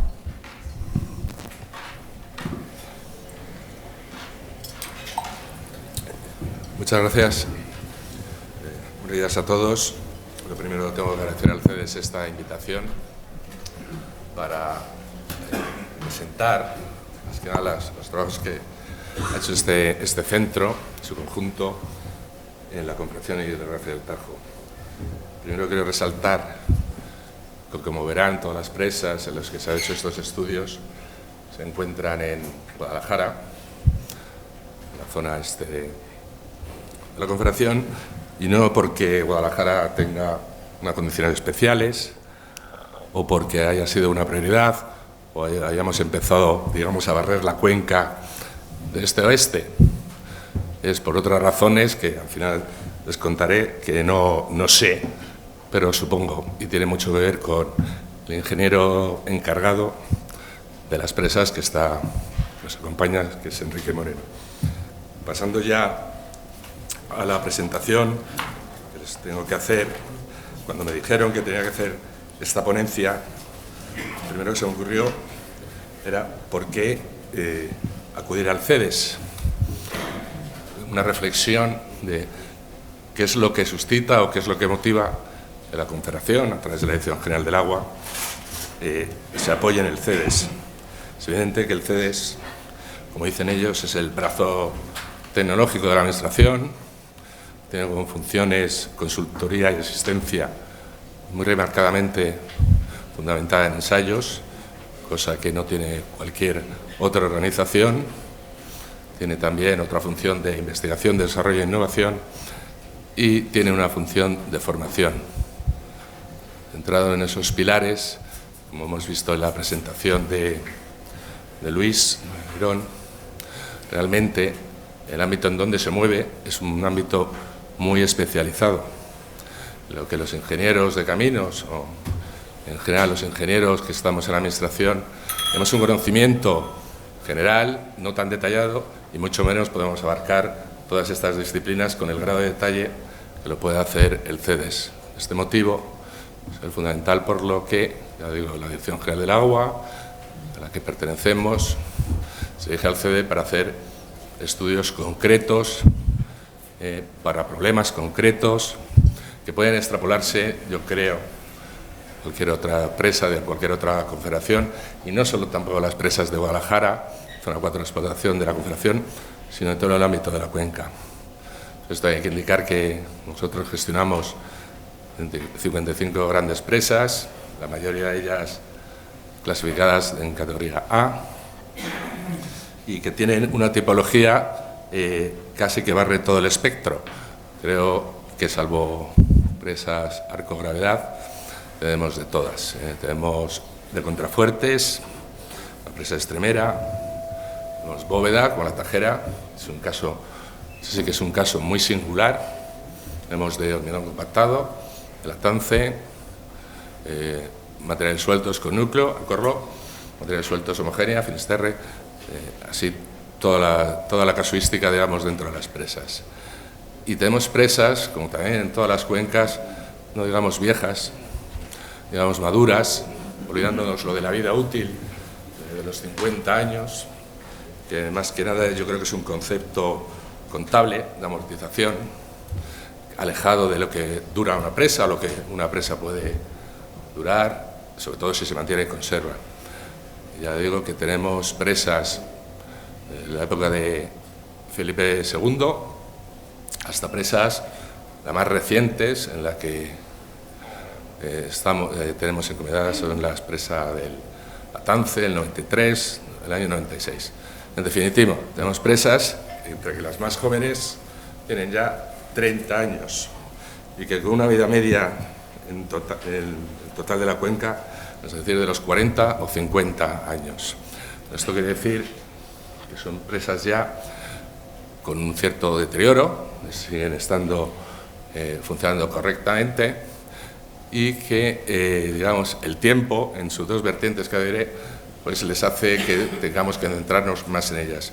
En dos vertientes les digo, porque son presas en que su proyecto o construcción se hizo en los años 50 o antes, es decir, cuando se hacía con el estado del arte, con unos conocimientos, con unas fórmulas empíricas, en muchos casos, muy bien proyectadas, pero con las limitaciones que tenían en esa época y que ahora hemos conocido, y que había aspectos o que no se trataban o que se fundamentaban en parámetros que no eran los correctos o que tenían un amplio abanico de posibilidades y se elegía uno. Con esto quiere decir que ahora, como verán, la exposición de Enrique, y ahora me referiré, pues muchas veces nos cuestionamos esos parámetros, cuáles son, si son esos los correctos, si los ensayos que se hicieron fueron lo suficientemente precisos o con el número adecuado para poder saber los parámetros que caracterizaban, ya sea geotécnico o hidráulico, digamos, el dimensionamiento de la presa.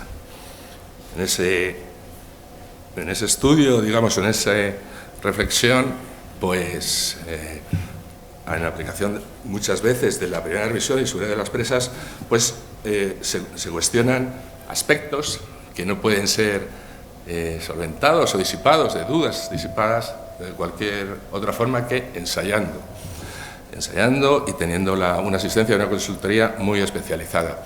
Es donde entra el CEDES, por ejemplo, la presa de la Tance, la primera revisión, se considera que los parámetros geotécnicos o no son los adecuados o no están suficientemente claros y que la presa podía tener, no digo problemas de estabilidad, pero sí acercarse al límite de la estabilidad. Ahí entramos el CEDEX para hacer los estudios geotécnicos que ahora les presentarán. Otro caso puede ser el de los aliviaderos, que cuando se diseñaron, estoy hablando de Palma, que es una presa del año 50, 53, como ha dicho también Tomás Sancho, fórmulas empíricas que intentaban adecuarse a las avenidas esperables. Pues bien, es un estudio, se hace en modelo reducido y, por ejemplo, se comprueba que la avenida de proyecto que estaba calculada para un cadal, creo que era 500, pues no da para 500, la avenida de proyecto es de 320 metros cúbicos por segundo y que el aliviadero se comporta bien, y se hace, que es otra de las cuestiones por las que utilizamos al CEDES, unas comprobaciones sobre las avenidas, digamos, que están ahora en el reglamento, antiguo reglamento de seguridad de embalses o las normas técnicas. Y se llegan sus conclusiones, también como ha dicho Luis Bailarón, no solo en el modelo físico, sino con un modelo en 3 dimensiones que permite hacer variaciones sobre la estructura que ya está construida para ver qué soluciones son las mejores para poder, en un futuro, poder implementarlas en la presa.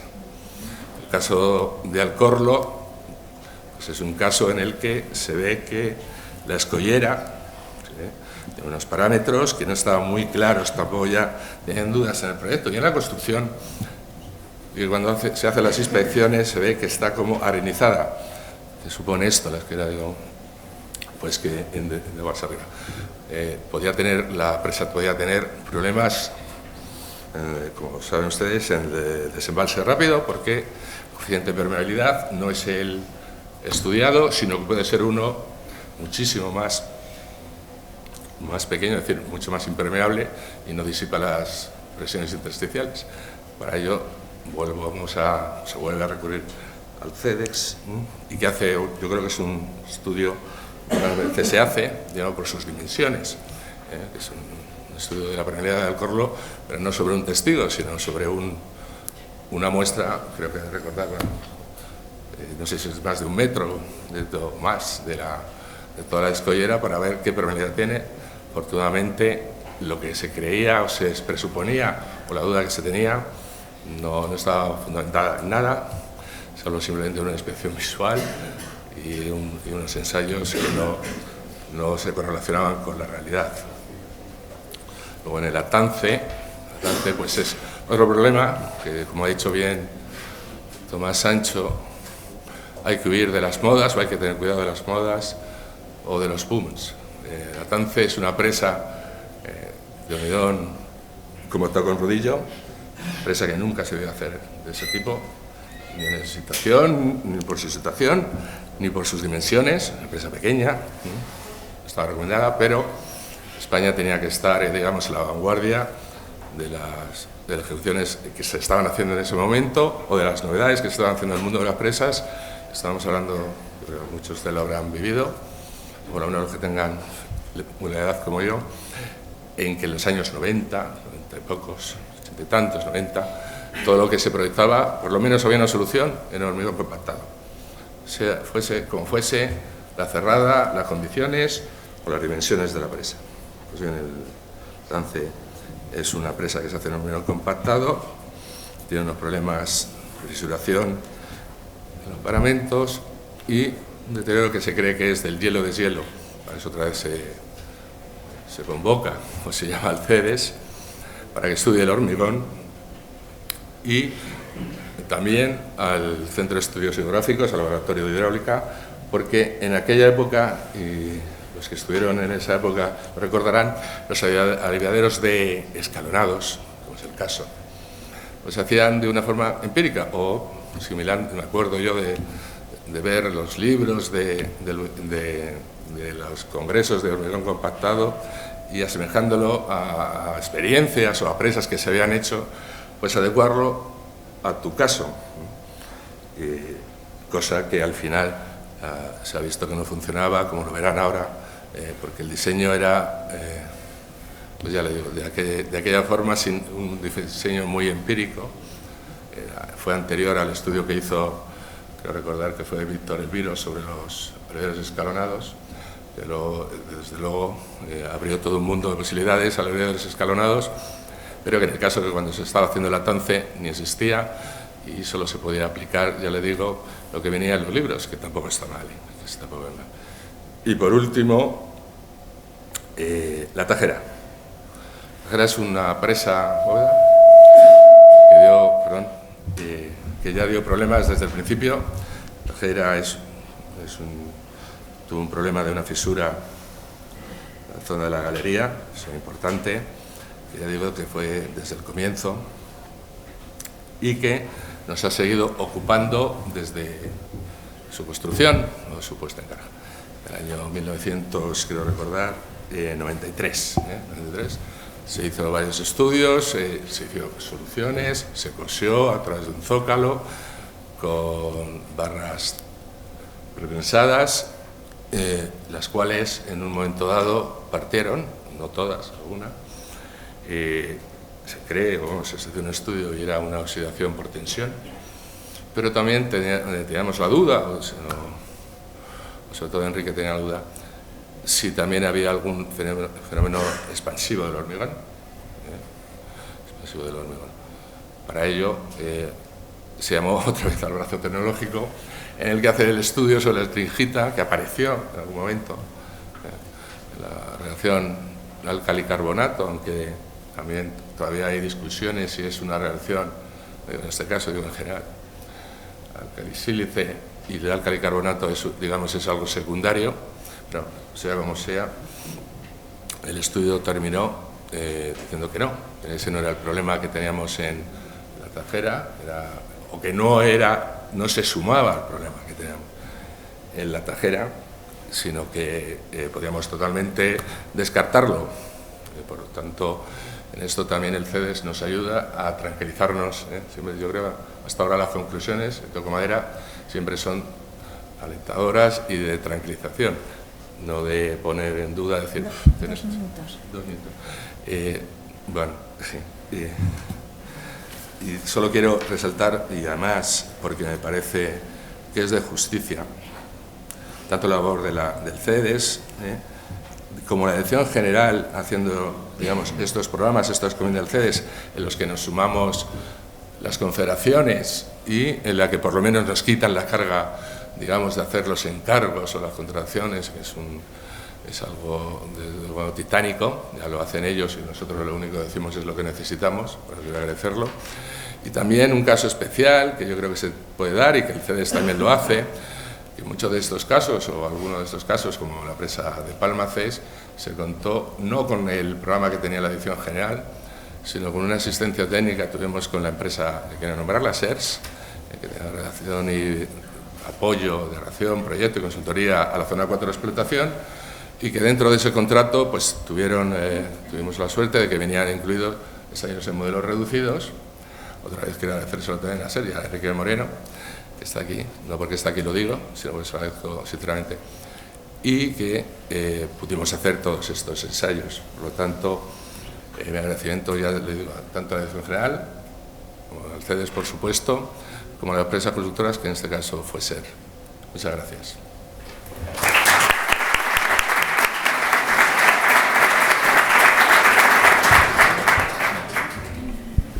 La siguiente intervención la va a realizar Enrique Moreno Calle, que es el jefe del área de seguridad de infraestructuras de la Dirección General del Agua y es el director de explotación de las presas de Latance, Pálmaces, La Tajera y Alcorlo.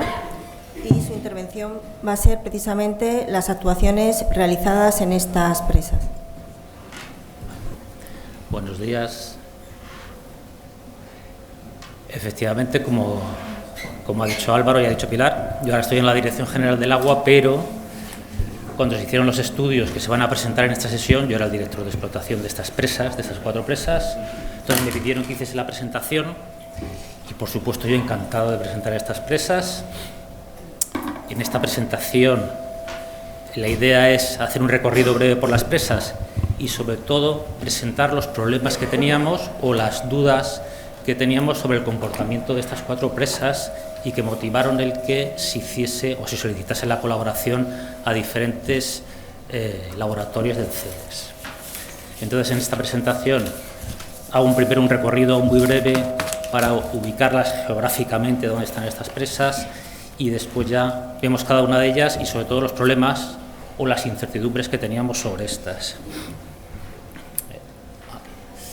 Bueno, para los que no conozcan la estructura de la Confederación del Tajo, de la Cuenca del Tajo, esta es la parte española de la demarcación geográfica del Tajo. Ahí están todos los sistemas de explotación del Tajo y esos sistemas de explotación se agrupan en 4 zonas de explotación o 4 servicios de explotación. Las presas que son objeto de esta presentación están en la zona 4.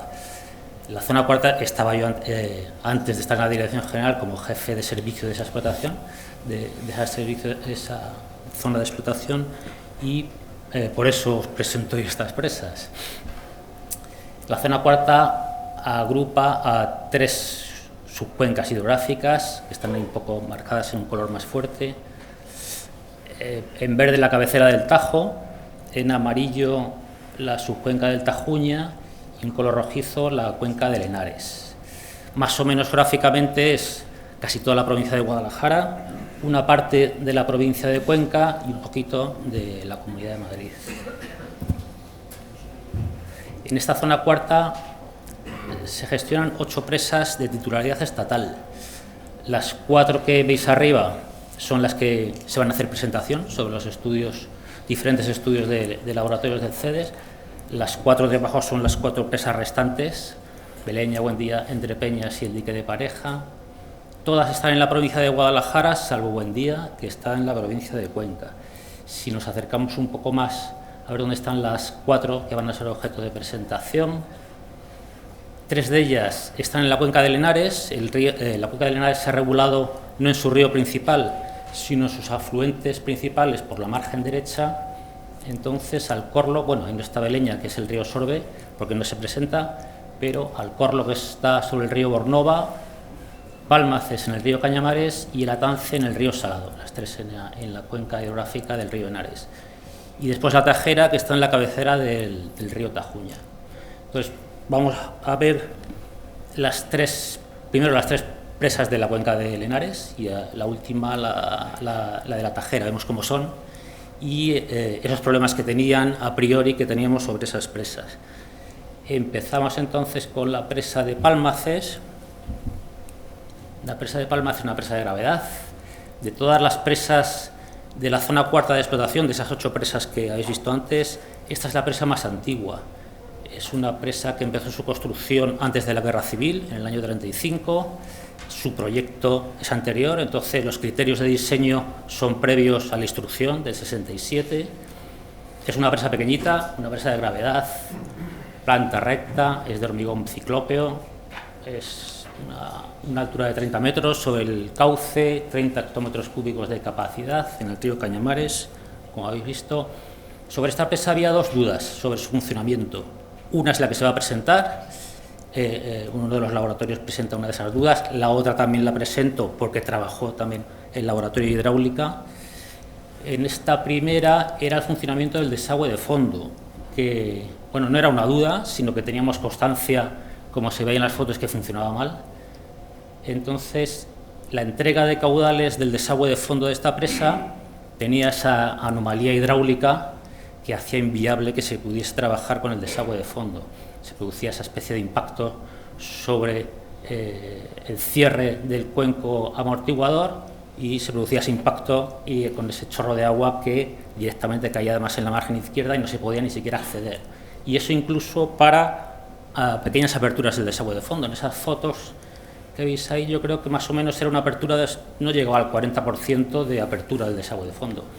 Ahí el laboratorio de hidráulica de aquí del Centro de Estudios Hidrográficos estudió ese fenómeno y sí que proyectó solución para ese fenómeno, que de hecho hay un proyecto redactado para materializar esa solución que diseñó el laboratorio de hidráulica. El segundo de los problemas, que sí que se presenta, lo presentará después el laboratorio de hidráulica, es el funcionamiento del aliviadero, de la presa de Pálmaces. El aliviadero de la presa de Pálmaces está en la margen derecha de la presa. La presa, como he dicho, es anterior a la instrucción del 67, entonces sus criterios de diseño no siguen o no tienen por qué seguir la instrucción. Además, la geometría de ese aliviadero no era muy habitual, tiene un elemento superior de disipación de energía, no se ve aquí, pero bueno, anda por ahí, una especie de cuenco inicial de disipación. Después la rápida se desarrolla en dos niveles y no sabíamos exactamente cómo funcionaba ese aliviadero para los nuevos requerimientos hidrológicos que marcaba la normativa. Entonces se solicitó la colaboración, en este caso del Laboratorio de Hidráulica, del Centro de Estudios Hidrográficos, para que analizase el funcionamiento hidráulico de este aliviadero, ver si su funcionamiento era correcto con las nuevas avenidas de proyecto y extrema, o en el caso de que no funcionase bien, diseñase las soluciones. Entonces, yo no digo más, sino que ya en la presentación que haga el Laboratorio de Hidráulica me imagino que explicará todos los trabajos que hicieron. La siguiente presa que vemos es la presa de la Tance. La presa de la Tance es otra que está en la cuenca de Henares. Esta presa, lo mismo que la anterior, es la más antigua del servicio cuarto de explotación. Esta es la más moderna. Esta entró en explotación en el 2007 y es una presa lo mismo, pequeñita, 33 metros de altura sobre el cauce, 37 hectómetros cúbicos de capacidad, planta recta, una presa hecha de hormigón compactado con rodillo en el río Salado.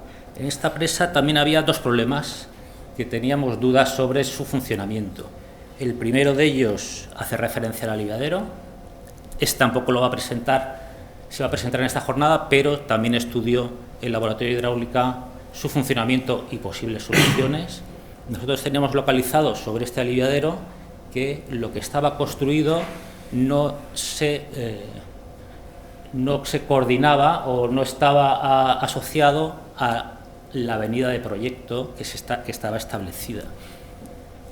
El aliviadero construido estaba construido para una lámina vertiente sobre el umbral de vertido de 1,5 metros, mientras que la carga de agua correspondiente a la avenida de proyecto de los últimos estudios hidrológicos que se habían hecho era de 2,35 metros. Entonces no sabíamos cómo iba a funcionar ese aliviadero con esa carga de agua vertiendo sobre él. No significa que no funcionase, que pudiese funcionar, pero no sabíamos cómo se iba a desarrollar ese funcionamiento. Es un aliviadero con un vertedero tipo Bradley, aliviadero escalonado. Además había el problema de que el escalonado no era uniformemente creciente, lo cual podía ocasionar irregularidades en el flujo. Bueno, se solicitó también al Laboratorio de Hidráulica el estudio de este aliviadero y sobre todo saber cómo funcionaba con esa carga de agua superior, si era asumible o si era necesaria alguna obra de adecuación. Este nos lo presentará en esta jornada, pero bueno, sí que plantearon soluciones, en este caso eran soluciones más reducidas y se diseñaron también, y hay un proyecto constructivo para su materialización. El siguiente problema que teníamos localizado en esta presa, en la presa de Latance, eran sus condiciones de estabilidad. Ya se tenía localizado que en el momento de la redacción de su proyecto, la sección se justificó o se diseñó con unos parámetros resistentes del terreno que al final resultaron ser bastante optimistas, o más optimistas de la realidad. En proyecto ahí aparece esa tabla, he puesto en rojo cuando no cumple los coeficientes de seguridad. En proyecto se consideró unos parámetros resistentes de cohesión y ángulo de rozamiento interno, que son esos de ahí.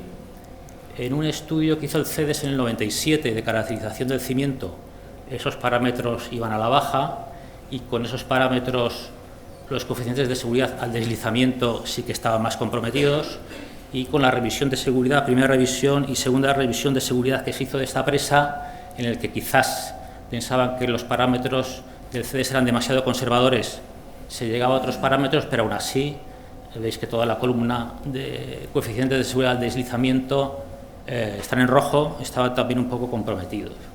Entonces teníamos esa incertidumbre sobre las condiciones resistentes del terreno, pero además, durante unas obras que se hicieron para mejorar la auscultación de esta presa, en el que incluían instalar piezómetros de cuerda vibrante, se hacían perforaciones para instalar esos piezómetros de cuerda vibrante. Todas las perforaciones se hicieron a destroza, pero una solicitamos que se hiciese rotación con extracción de testigo para ver en qué situación, aunque solo fuese visualmente, estaba el hormigón. Entonces, en ese sondeo que se hizo con recuperación de testigo, el único que se hizo, hubo 7 metros en los que no pudimos recuperar ninguna parte del testigo. El hormigón estaba disgregado, apenas tenía conglomerante. Esa caja que veis ahí de testigos corresponde a 9 metros de perforación, 7 metros no pudieron recuperarse. Entonces teníamos esos dos elementos, un cimiento sobre el que no sabíamos exactamente cuál era su situación, un hormigón en el que tampoco sabíamos exactamente sus características mecánicas. Necesitamos un poco profundizar en esos dos aspectos para saber dónde estamos dentro de esa tabla, caracterizar el estado, saber el estado tensional de la presa y sobre todo su estabilidad. Entonces, en estos dos factores solicitamos la colaboración de, por un lado, el Laboratorio Central de Estructuras y Materiales para estudiar el hormigón, su caracterización físico-química y mecánica, y por otro, el Laboratorio de Geotecnia para intentar caracterizar el cimiento, que hicieron una caracterización geofísica del cimiento. Estos estudios son los que se van a presentar por estos laboratorios. Entonces, un poco lo que comentaba Álvaro, sobre esta presa han trabajado 3 laboratorios, el de hidráulica sobre el aliviadero, que no se presenta, y los otros 2 laboratorios para estos 2 aspectos. La idea final era, si teníamos una caracterización del cimiento, unos parámetros resistentes y la caracterización del hormigón, poder incorporar esos datos a un modelo bidimensional y saber en qué situación, tanto tensional como de estabilidad, se encontraba la presa. Es un poco la idea de solicitar la ayuda de estos 2 laboratorios. La siguiente presa de la cuenca de Lenares es Alcorlo. Alcorlo está en el río Bornova. En este caso es una presa de materiales sueltos con núcleo impermeable de arcilla, un núcleo inclinado. Es 73 metros sobre el cauce, 173 hectómetros cúbicos de capacidad.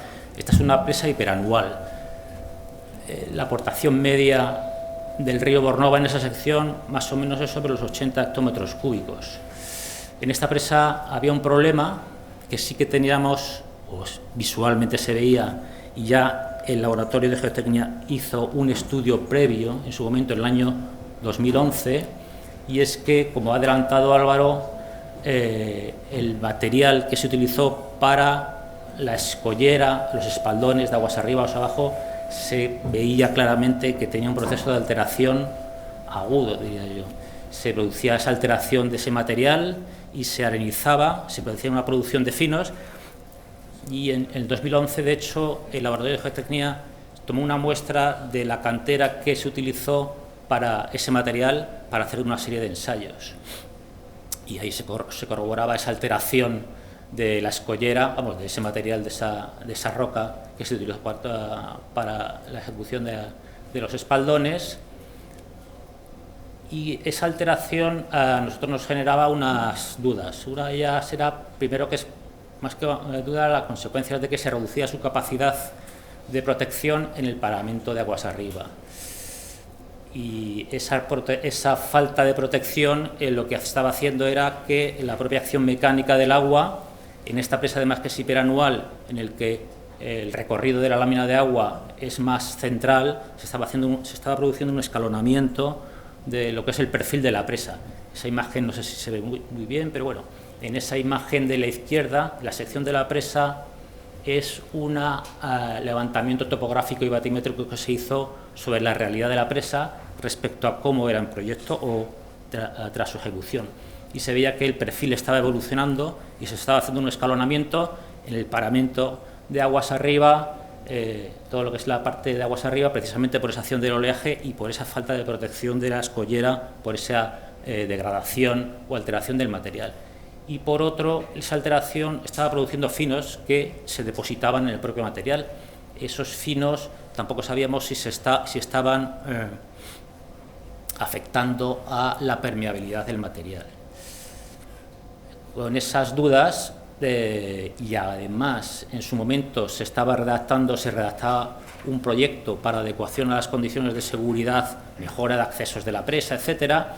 En el marco de ese proyecto se hizo un estudio sobre la estabilidad de la presa. En ese estudio se utilizaron los parámetros resistentes que teníamos del primer estudio que hizo sobre esa alterabilidad del Laboratorio de Geotecnia del CEDES, y se hicieron unos escenarios de cálculo en función de esos parámetros y de otros para ver lo mismo, en qué situación estábamos. Es esa tabla que tenéis en la derecha, que para las diferentes situaciones se comprobaban los coeficientes de seguridad en los diferentes escenarios de cálculo. En lo que sí que vimos es que con los parámetros resistentes de ese estudio del 2011 andábamos bastante ajustados respecto, es el cálculo A, respecto a los coeficientes de seguridad. En ese estudio, que era muy puntual porque se cogió una muestra de material de la cantera, pero sí que se daba una resistencia al corte que era solamente friccional, solamente por no había cohesión o no se consideraba la cohesión. Introduciendo esos parámetros en los cálculos estábamos por debajo de los coeficientes de seguridad recomendados.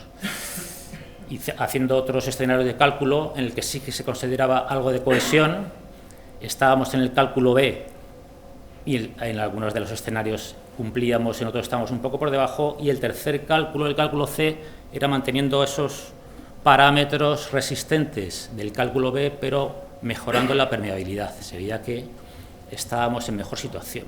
Entonces, nuestra idea era querer saber, sobre todo, en esa permeabilidad del material que influye en la situación de seguridad de la presa, donde nos encontrábamos. Si estábamos más hacia la derecha de esa tabla o en la permeabilidad, no lo veréis, pero bueno, es la última fila, el coeficiente de permeabilidad que se utilizaron, estamos más a la izquierda. Se solicitó la colaboración, en este caso, del Laboratorio de Geotecnia del CEDES, que hizo un ensayo que presentará muy interesante, en el que se evaluó una masa representativa grande del espaldón de la presa. Entonces, ese es el que presentarán. Y sobre esta presa, bueno, pues ellos contarán un poco los resultados. Por último, pasamos ya a la cuenca del Tajuña, la presa de la Tajera, que está en cabecera. Esta presa es una presa bóveda, delgada, lo pone ahí, doble curvatura, con estribos de gravedad, una presa de 50 metros, sobre cauce, 60 hectómetros cúbicos de capacidad en el río Tajuña, lo que hemos visto. Para saber el problema que tenía esta presa hay que hacer un poco de historia, porque esta presa tuvo un problema previo justo al final de su construcción. Al final de su construcción, y antes de su puesta en explotación, de hecho antes de su puesta en carga, se vio que se había fisurado. O sea, toda la bóveda se había fisurado, el paramento de aguas abajo de la bóveda se había fisurado siguiendo la V del valle, y esa fisura iba desde el arranque de la bóveda hasta la galería perimetral, se fisuró entera. Tras esa fisuración no se puso en carga, sino que se iniciaron todos los trabajos para ver qué reparación se podía hacer o qué actuaciones se podían hacer. En el año 2000 se acometieron las reparaciones, todas las obras de reparación. Ahí he puesto 3, pero se hicieron más obras de reparación, el ámbito era más grande. La fisuración fue por una componente térmica, la presa está orientada, su paramento de aguas abajo al sur, en época estival y con niveles bajo de embalse, la presa se calentaba, iba hacia aguas arriba, en el arranque las tracciones que se producían eran superiores a las que soportaba el hormigón y se fisuró desde el arranque hasta la galería perimetral. Algunas de las actuaciones eran para minimizar esa solicitación térmica, pero lo que nos interesa son las actuaciones que se hicieron para reparar esa fisuración. Entre ellas se contemplaba el macizado de la galería perimetral, se ha perdido la galería perimetral, se hormigonó entera, se inyectó la fisura con resinas de tipo epoxídico y se cosió tras la inyección se cosió esa fisura con toda una serie de barras de anclaje para crear en torno a la fisura todo un escenario de compresiones que evitasen que la fisura se pudiese reabrir. Entonces, aquí desde estas fotos que veis de la presa, margen izquierda, margen derecha, se ven todos esos puntos que son todos los anclajes de cosido de la presa. El caso es que esto se hizo en el año 2000, 10 años después se rompieron 3 anclajes, o detectamos que se habían roto 3 anclajes. 3 anclajes que además se rompieron a la vez y además se rompieron en el mismo bloque. Es decir, si hubiese sido de manera alterna o en bloques diferentes, pero de repente, de un día para otro, de hecho fue un lunes, en esta presa se hacía un recorrido diario de la presa, el viernes estaba bien y el lunes aparecieron 3 anclajes que habían saltado de su alojamiento y eran 3 anclajes del bloque 6. El bloque 6 además estaba cimentado sobre una falla y entonces generó todavía más incertidumbre o más inquietud en la Confederación del Tajo, no solo en el servicio de explotación, sino en toda la Confederación, una cierta incertidumbre. El bloque 6 es margen derecha, más o menos está por aquí. Con ese escenario, al final no sabíamos cuál era el origen de esa posible rotura y sin saber el origen de la patología tampoco podíamos proyectar o diseñar soluciones. Entonces se abrió un abanico de estudios para intentar saber cuál podía ser el origen de esa rotura. Pensábamos que igual en su momento todos esos anclajes se habían tesado de manera excesiva, entonces se hizo una nueva comprobación del tesado de los anclajes. Quizás las barras que se utilizaron tenían algún problema, se hizo también un estudio de las barras de anclaje, no sabíamos si el comportamiento estructural era el correcto, el de la presa, se hizo un modelo tensodeformacional de la presa, se hizo una nueva campaña de control geodésico de movimientos y se referenció a otras campañas previas, se intensificó el control de todos los datos de auscultación, se mejoró la auscultación, por si era un problema geotécnico o del propio macizo estribo derecho, se hizo un nuevo estudio de las condiciones geológico-geotécnicas aquello que os pongo ahí a la derecha, sobre todo del estribo derecho, y también había dudas de que pudiese haber algún fenómeno evolutivo en el hormigón que hiciese que esos anclajes rompiesen.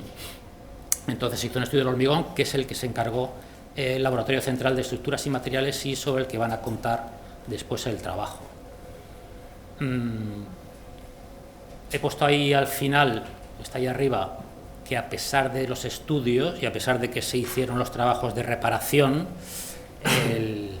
el proceso de rotura de anclajes sigue. Es decir, en el año 2010, en el que saltaron esos 3 anclajes, cuando se hizo esa comprobación de cómo estaban todos, había más anclajes rotos, lo que pasa es que no habían salido despedidos, sino que estaban en su alojamiento, y al hacer las comprobaciones había 10 más de los anclajes que habían roto. Después, en el año 2017, yo creo, 2000, saltaron más anclajes. En el 2019 se hizo otra nueva comprobación de cómo estaban todos los anclajes y actualmente en el 2019 que se hizo esa comprobación, el 14% de los anclajes, unos 48 anclajes, están rotos. A pesar de que en el 2011 se hicieron esos trabajos de intentar evitar o mejorar la situación de los anclajes y que no rompiesen. Y es un poco, yo creo que me he quedado más corto en el tiempo, pero bueno, así doy más tiempo a los demás, la presentación de todos los trabajos que después lo van a hacer los diferentes laboratorios. Un inciso nada más, y voy para atrás, en la presa de Latance, porque se me ha olvidado comentároslo, esta de aquí. El Laboratorio Central de Estructuras y Materiales es el que hizo el estudio del hormigón, y en este caso, en el de Latance, el Laboratorio Central no va a presentar los estudios del hormigón ni el resultado, sino un trabajo adicional que se hizo como consecuencia de ese estudio que estaba haciendo en Latance, y es toda la modelización BIM de la presa, muy interesante, y lo presentará el Laboratorio Central en el marco de estos trabajos de la presa de Latance. Y en principio yo creo que nada más. Pues muchas gracias por la atención.